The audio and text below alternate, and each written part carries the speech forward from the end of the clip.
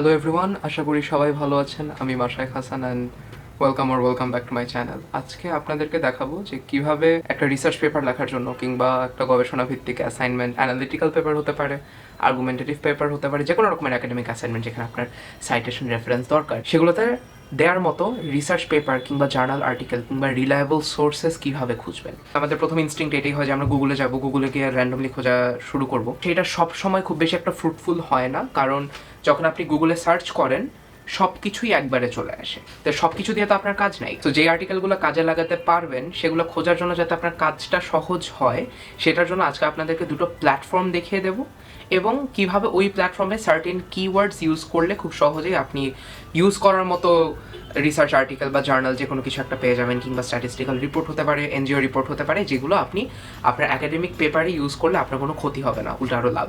So আজকে সেই রকমই দুটো প্ল্যাটফর্ম দেখাবো এবং সেই দুটো প্ল্যাটফর্ম কীভাবে ইউজ করবেন সেটার কিছু টিপস অ্যান্ড ট্রিক্স দেখিয়ে দেবো।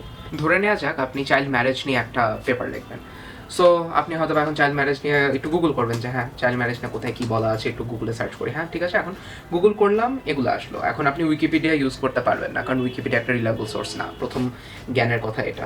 ইউনিসেফের একটা এসেছে, which is very good. UNICEF অবশ্যই রিলায়েবল একটা সোর্স, কিন্তু আপনি যখন একটা আর্টিকেলে অ্যাড করতে যাবেন আপনি ইউনিসেফের রিপোর্ট থেকে ডেটা নিতে পারবেন অবশ্যই, কিন্তু যদি কোনো অ্যানালিসিস লাগে, ক্রিটিক্যাল অ্যানালিসিস লাগে, কিংবা আরেকটু রিসার্চ বেসড কিছু একটা যেখানে কোনো একটা থিওরি অ্যাড করা আছে, সেরকম আর্টিকেলগুলো কিন্তু আপনার সাথে সাথে চোখের সামনে আসছে না। আপনি যদি চাইল্ড ম্যারেজ সাথে আর্টিকেলস কিংবা একাডেমিক আর্টিকেলস সাথে যদি কিছু একটা লিখতেন, তখন কি হয় সেটা আমরা দেখি চলেন। Child marriage academic articles. So এখন বেশ কয়েকটা আর্টিকেল আপনাদের চোখের সামনে আসলো। এই কাজটাই আপনার আরও সহজে হবে যদি আপনি এই google.com-এ না গিয়ে জাস্ট একটু কষ্ট করে scholar.google.com-এ যান। এখন এখানে অনেক ক্ষেত্রে আপনার শুধু গুগল করেও কাজটা হয়ে যায়, কারণ গুগল স্কলারের সাথে গুগল সরাসরি কানেক্টেড। তাই অনেক সময় আপনি যদি ওখানে একাডেমিক আর্টিকেলস লেখেন, তখন গুগল স্কলারে যা কিছু আছে ওই রিপোজিটরিতে সেগুলো সরাসরি গুগলে দেখায়। কিন্তু যাতে একটু কষ্ট কম হয় এবং সেই সকল আর্টিকেলগুলোই আপনি গুগল স্কলারে পাবেন যেগুলো কোনো না কোনো রকমের স্কলারলি ফিল্টার দিয়ে অলরেডি পাস করে গেছে, অর্থাৎ সেগুলো ইউজ করার মতো, সেগুলো এক জায়গায় জড়ো হয়ে থাকে গুগল স্কলারে। তাই আপনি যদি গুগল স্কলারে এসে একই জিনিস লেখেন, চাইল্ড ম্যারেজ লিখে আমি সার্চ দিলাম, এখানে আপনি সরাসরি রিসার্চ আর্টিকেলসগুলোই পাবেন। কারণ মনে করেন গুগলে আপনার অনেক কিছু আসতে পারে, আপনার কোনো একটা ব্লগের লেখা আসতে পারে, কিংবা যেগুলো ব্যবহারযোগ্য না সেরকম লেখাগুলো থেকে যদি আপনি শুরুতেই মুক্তি চান, গুগল স্কলারে যান। এখন এইটার মধ্যে আরেকটু এক্সট্রা লেভেলের একটু হ্যাকের ব্যাপার আছে, যে আপনি গুগল স্কলারে গেলেন, হ্যাঁ এতটুকু আপনি জানলেন যে এখানে আপনি স্কলারলি আর্টিকেলসগুলো পাচ্ছেন, তাই জিনিসটা স্কলারলি নাকি না সেটা নিয়ে আপনার কোনো ব্রেন ওয়ার্ক করা লাগতেছে না, যেটা হয়তো বা আপনার শুধু গুগল সার্চে যদি আপনি পেতেন সেখানে করা লাগলেও লাগতে পারতো। এখন এখানে আপনি মনে করেন যে আপনি একজন ডেভেলপমেন্ট স্টাডিজের স্টুডেন্ট, কিংবা মনে করেন আপনি জার্নালিজমের স্টুডেন্ট, কিংবা অ্যানথ্রোপোলজি কিংবা সোশিওলজি কিংবা ল, যে কোনো কিছুর স্টুডেন্ট হতে পারেন।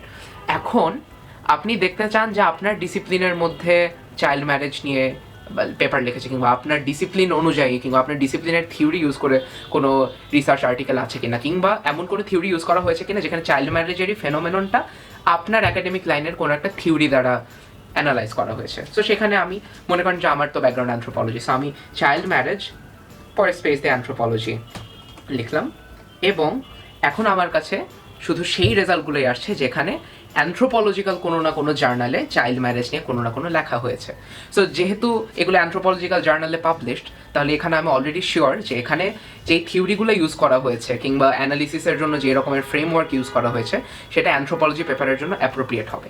তবে অনেক ক্ষেত্রে বিভিন্ন রিসার্চ ইন্টারডিসিপ্লিনারি হয়ে থাকে, যেমন মনে করেন যে মার্কসিজমের যদি আমরা থিওরির কথা বলি, মনে করেন ক্যাপিটালিজম নিয়ে গালিগালাজের থিওরি যদি বলি, সেটা আপনার সোশিওলজিতেও যা, অ্যানথ্রোপোলজিতেও যা, লতে গেলেও যদি আপনি সেই একই থিওরিটা ইউজ করেন, থিওরিটা একই থাকতেছে। সো অনেক সময় ইন্টারডিসিপ্লিনারি পেপারগুলোতে আপনার থিওরি যেহেতু সব জায়গাতেই একই, তাই হয়তো বা আপনি একটা লয়ের পেপার খুঁজলেও সেখানে আপনি সরাসরি একটা অ্যানথ্রোপোলজি থিওরি পেতে পারেন, কিংবা ভাইস ভার্সা। মনে করেন যে আমি আরেকটু স্পেসিফিক জায়গা থেকে দেখতে চাই যে আমি চাইল্ড ম্যারেজে বাংলাদেশের কী অবস্থা এবং বাংলাদেশ নিয়ে কোনো অ্যানথ্রোপোলজিক্যাল ওয়ার্ক আছে কিনা আমি সেটা দেখবো। সো আমি চাইল্ড ম্যারেজ লিখলাম, বাংলাদেশ দেখলাম, এখন সেটার পরে আমি অ্যানথ্রোপোলজি অ্যাড করলাম। So child marriage in Bangladesh socio legal analysis, এই যে যেমন বলতে বলতে চলে আসলো, যেমন সোশিও লিগাল অ্যানালিসিস। সো এখানে লিগাল মানে লয়ের জায়গা থেকে আসতেছে, সোশিও মানে সোশ্যাল সায়েন্সের জায়গা থেকে আসতেছে, জার্নালের নাম হচ্ছে journal of sociology and anthropology. So এখানে জার্নালটা কিন্তু মেইনলি নাম দেখেই বোঝা যাচ্ছে যে সোশিওলজি এবং অ্যানথ্রোপোলজির, কিন্তু অ্যানালিটিক্যাল ফ্রেমওয়ার্কটা যদি আমরা দেখি সেখানে লেখা সোশ্যাল লিগাল অ্যানালিসিস, তাহলে এখানে এটা মাথার মধ্যে এখনই ঢুকিয়ে নিতে পারেন যে এটার মধ্যে ল কিংবা মানুষের লিগাল রিয়ালিটিস নিয়ে কোনো না কোনো কথা আছে। আমরা দরকার হলে একটু ভিতরে ঢুকে দেখি, এটায় দেখি অ্যাক্সেস করা যায় কিনা। এটা ওপেন অ্যাক্সেস, সো পিডিএফ যেহেতু সরাসরি আছে আমরা দেখতে পারবো।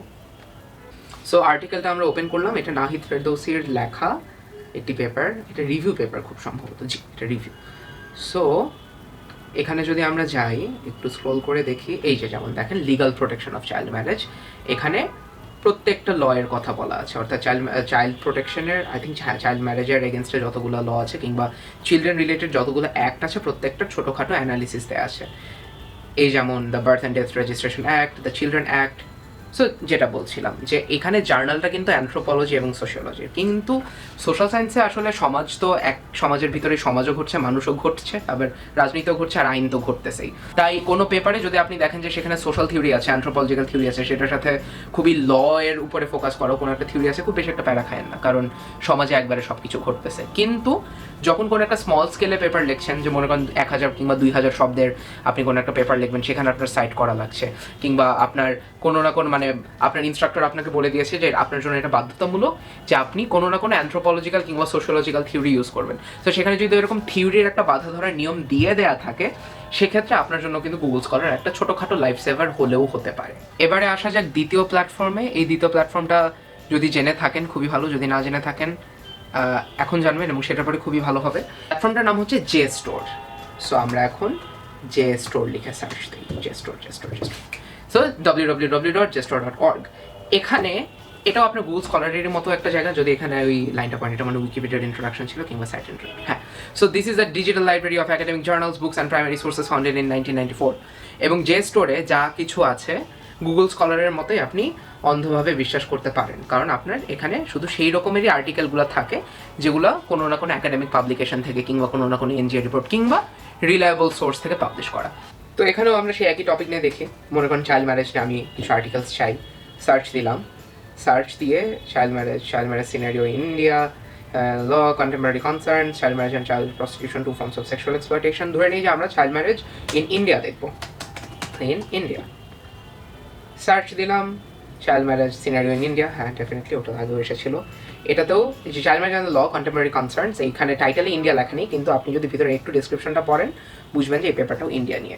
সো এটা হচ্ছে আরেকটা ভালো দিক JSTOR-এর, যে অনেক সময় গুগলে করলে যেটা হয় না আর কি, যে আপনি যখন একটা জিনিস লিখে সার্চ দিচ্ছেন একাডেমিক আর্টিকেলের ক্ষেত্রে সরাসরি google.com-এ গেলে আপনার কিওয়ার্ডের সাথে গুগল হচ্ছে অন্য আর্টিকেলের টাইটেলের কিওয়ার্ডগুলো ম্যাচ করে। এখন সবসময় টাইটেলে তো আপনার ওই নেসেসারি কিওয়ার্ডসগুলো উঠে আসে না, যেগুলো হয়তো ডেসক্রিপশনে কিংবা অ্যাবস্ট্রাক্টে থাকে।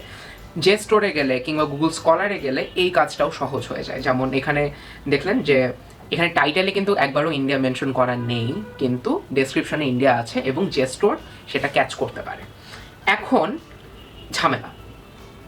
ঝামেলার জিনিস হচ্ছে, যেমন আমরা যদি এইটা দেখি, এই যে মিনিমাম ম্যারেজ এজ লস, এই আর্টিকেলটা যদি দেখি, এখানে দেখেন যে ডাউনলোডের অপশনটা খুব সুন্দর মতো ভদ্র মতো আছে অলরেডি। সো আমি যদি ডাউনলোড দেই আমার সরাসরি এটা ডাউনলোড হয়ে যাবে আশা করি। হ্যাঁ, মানে আশা না করার কিছু নাই, এটা যেমন হয়ে গেল এখানে ওপেন অ্যাক্সেস। এখন বেশ কিছুতে দেখবেন যে পিডিএফ কিংবা ডাউনলোডের অপশনটা নেই, সেখানে এই যে রিড অনলাইন লেখা। এখন এই রিড অনলাইনে যদি আমি ক্লিক করি অবস্থাটা কী হবে? প্রথমত আপনি কি ওটা ক্লিক করলে সাথে সাথে আপনাকে দেখিয়ে দেবে? না, দিবে না। আপনার তখন এখানে লগ ইন করতে হবে, আপনার হয় রিসার্চার হিসেবে কিংবা স্টুডেন্ট হিসেবে লগ ইন করতে হবে। সো এইটা আপনার একটু লাইব্রেরিয়ানদের সাথে খোঁজ নিতে হবে, কারণ আমি ব্র্যাকের অভিজ্ঞতা থেকে বলতে পারি যে ব্র্যাকের স্টুডেন্টরা একটা যেমন এক্সক্লুসিভ সার্ভিস পেয়ে থাকে, সেটা হচ্ছে ওপেন অ্যাথেন্স অ্যাকাউন্ট। সো ব্র্যাকের লাইব্রেরিতে মেম্বারশিপ থাকলে তারা ওপেন অ্যাথেন্সের অ্যাকাউন্টটা অ্যাপ্রুভ করে নিতে পারে, এবং ওপেন অ্যাথেন্স দিয়ে বিভিন্ন আর্টিকেল যেগুলো ওপেন অ্যাক্সেস না কিংবা যেটাতে মনে করেন যে একটা টাকা দিয়ে কেনা লাগে, সেরকমের আর্টিকেলগুলো স্টুডেন্টরা ফ্রি অ্যাক্সেস পায়। সো ব্র্যাকে যে লাইব্রেরি ফিটা দেওয়া হয় সেটার বিনিময়ে এটা হচ্ছে one of the many services যেটা ব্র্যাকিউ লাইব্রেরি থেকে স্টুডেন্টরা পেয়ে থাকে। এই রকমের সার্ভিস আপনার ইউনিভার্সিটিতে আছে নাকি নাই সেটা আপনার খোঁজ নিতে হবে, আইদার আপনার লাইব্রেরিয়ানের সাথে কিংবা আপনার ডিপার্টমেন্টের কোঅর্ডিনেটরের সাথে। সেখানে একটু খোঁজ নিয়ে নেবেন যে ঘটনাটা কোথায়, কারণ অনেকগুলো স্কুল বলতে ইউনিভার্সিটি JSTOR-এ লিস্ট করা আছে। সো আপনার যদি ইনস্টিটিউশনাল ইমেল আইডি থাকে সেটা দিয়ে আপনি সরাসরি নিজে অ্যাকাউন্ট খুলে নিতে পারেন, কিন্তু আপনার ইউনিভার্সিটি থেকে এক্সট্রা অ্যাপ্রুভাল লাগবে নাকি না এটা ইউনিভার্সিটি টু ইউনিভার্সিটি ভ্যারি করে। যেমন ব্র্যাকের ক্ষেত্রে জানি যে আমাদের G-Suite দিয়ে আমরা লগ ইন করতে পারি, কিন্তু স্পেশালি যেগুলো দাম দিয়ে কিনতে হয় আর্টিকেল সেগুলোর অ্যাপ্রুভালের জন্য লাইব্রেরিয়ানের অ্যাপ্রুভাল লাগতো। আমার ক্ষেত্রে লেগেছিল 2-3 বছর আগে, এখন লাগে কিনা জানি না। সো ওটা একটু খোঁজ নিয়ে নেবেন।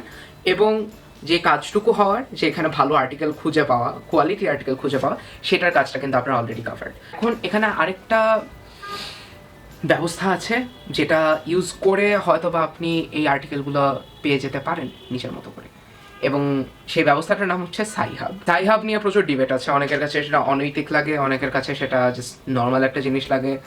আমার কাছে এটা একটা নেসেসারি ইভল লাগতো, একটু ডিপ্লোম্যাটিক জায়গায় নিজেকে রাখতে চাচ্ছি আপাতত।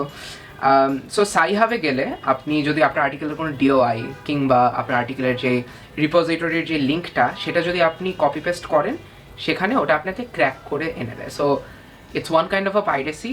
তাই পাইরেসি করার খুব দরকার না হলে পাইরেসিটা করেন না, কিন্তু যদি দেখেন যে একেবারে কোনো রাস্তা নাই, যে আপনার এই পেপারটা পড়া ছাড়া হচ্ছেই না, আপনি এটা পড়তে হবে, ধরে নেই যে আপনার এই রেস্ট্রেনিং চাইল্ড ম্যারেজ এই পেপারটা না পড়লে আপনার জীবন ঠিকঠাক থাকবে না। সো এখানে যেমন আমরা এই লিঙ্কটা দেখলাম, এখানে জেস্টোরের রিপোজিটরিতে ওটা আছে। সো আমি এই লিঙ্কটাকে কপি করলাম। এখন আমি যাব সাইহাবে, sci-hub.ren।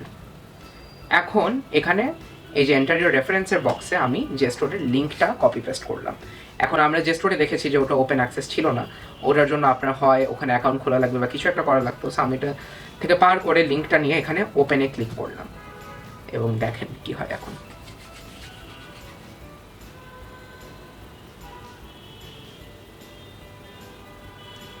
এত টাইম নিতেছে, দেখেন আপনার আর্টিকেল আপনার চোখের সামনে চলে এসেছে। সো এই হচ্ছে কাহিনী, যে আপনি যে আর্টিকেলগুলো ওপেন অ্যাক্সেস পাচ্ছেন না কিংবা কোনোভাবে অ্যাক্সেস করতে পারছেন না, সেগুলো নিয়ে সাইহাবে যান, সাইহাবে গিয়ে পেস্ট করেন, সেখান থেকে আর্টিকেলটা নিতে পারেন। তবে এটা খুব বেশি রিকমেন্ড করি না, যদি ওই একই কথা, যদি আপনার মনে হয় যে আপনার একটা ইনস্টিটিউশনাল রাস্তা আছে আর্টিকেলটা খুঁজে বের করার, সেটাই করবেন। এবং যদি লাস্টে গিয়ে কোনো রাস্তা না থাকে, ঠেকায় পড়ে যদি এটা করতে হয় তখন করবেন, তার আগে না। সো দ্যাটস অল, আর কোনো কিছু বলার নাই। আপনাদের রিসার্চ ভালো মতো চলুক, আপনাদের একাডেমিক পেপার লেখা ভালো মতো চলুক, এবং আপনাদের জীবন ভালো মতো চলুক, এবং আমি চাই আমার চ্যানেলটাও ভালো মতো চলুক। তাই এরকম কোনো আরও ভিডিও চাইলে অবশ্যই জানাবেন, কমেন্টে আপনাদের সাজেশন ড্রপ করবেন, এবং ভালো লাগলে অবশ্যই লাইক করবেন, কমেন্টে তো সাজেশন জানাবেন, সাবস্ক্রাইব করবেন। Thank you. আর আশা করি ভিডিওটা সবার কাজে লাগবে। So thank you so much.